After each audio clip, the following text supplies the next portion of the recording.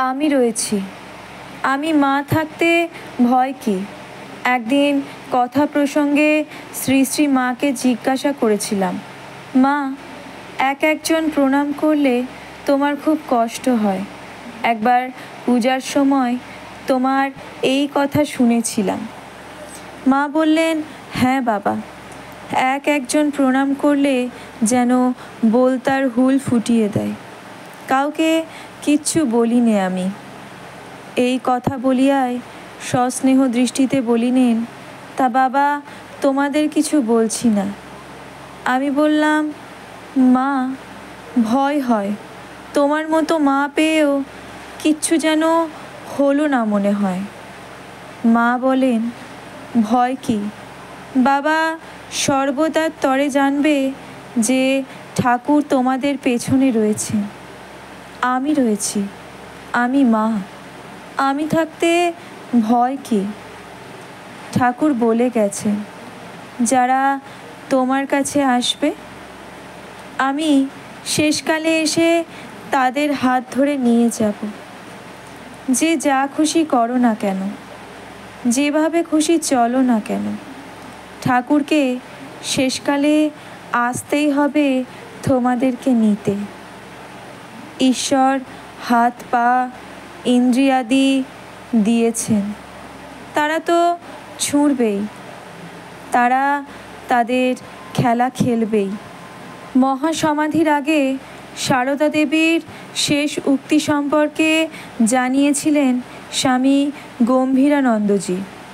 তিনি বলেন, শ্রী মায়ের দেহ যাইবার মাত্র 5 দিন পূর্বে এক ভক্ত অন্নপূর্ণা মাকে দেখিতে আসিয়াছিলেন, কিন্তু ভেতরে যাইতে নিষেধ বলিয়া ঠাকুর ঘরের বাইরে দাঁড়িয়েছিলেন।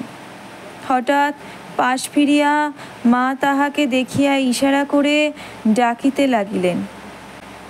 তিনি কাছে গিয়ে প্রণাম করিয়া কাঁদিতে কাঁদিতে বলেছিলেন, মা, আমাদের কি হবে? করুণা বিগলিত ক্ষীণ কণ্ঠে অভয় দিয়া মা আস্তে আস্তে বলেছিলেন, ভয় কি? তুমি ঠাকুরকে দেখেছ, তোমার আবার ভয় কি? তবে একটা কথা বলি শোনো, যদি শান্তি চাও মা, কারো দোষ দেখো না, দোষ দেখবে নিজের। জগৎকে আপনার করে নিতে শেখো। কেউ পর নয়, এ জগৎ তোমার। ভক্তদের প্রতি এই ছিল শ্রী শ্রী সারদা মায়ের শেষ বাণী।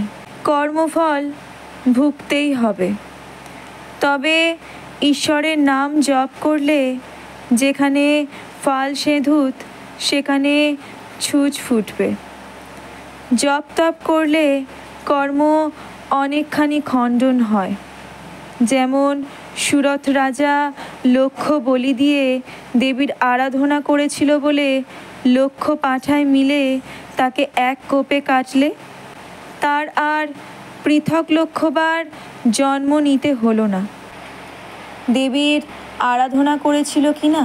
ভগবানের নামে পাপ খণ্ডন হয়। কত সৌভাগ্য মা এই জন্ম। খুব করে ভগবানকে ডেকে যাও। খাটতে হয়, না খাটলে কি কিছু হয়? সংসারে কাজকর্মের মধ্যেও একটি সময় করে নিতে হয়। ভাঙতে সবাই পারে, গড়তে পারে কজন? নিন্দা ঠাট্টা করতে পারে সবাই, কিন্তু কি করে যে তাকে ভালো করতে হবে তা বলতে পারে কজন? কাজ করা চাই বই কি, কর্ম করতে করতে কর্মের বন্ধন কেটে যায়, তবেই নিষ্কাম ভাব আসে। একদণ্ড কাজ ছেড়ে থাকা উচিত নয়। 100 জনকে খাওয়াতে হবে না, কিন্তু চোখের সামনে একজন ক্ষুধার্তকে দেখলে তাকে একটু খেতে দিও। যেমন ফুল নাড়তে নাড়তে ঘ্রাণ বের হয়, চন্দন ঘষতে ঘষতে সুগন্ধ বের হয়, তেমনি ভগবান তত্ত্বের আলোচনা করতে করতে তত্ত্বজ্ঞানের উদয় হয়। মনটাকে বসিয়ে আলগা না দিয়ে কাজ করা ঢের ভালো। মন আলগা হলেই যত গোল বাঁধায়। দয়া যার শরীরে নাই সে কি মানুষ? সে তো পশু। আমি কখনো কখনো দয়ায় আত্মহারা হয়ে ভুলে যাই যে আমি কে। সারদা মায়ের সবাইকে সন্তান রূপে দেখার অসাধারণ ক্ষমতা ছিল।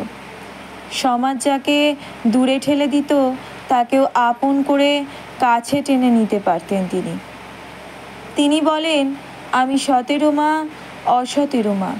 আমি সত্যিকারের মা, গুরু পত্নী নয়, পাতানো মা নয়, কথার কথা মা নয়, সত্য জননী।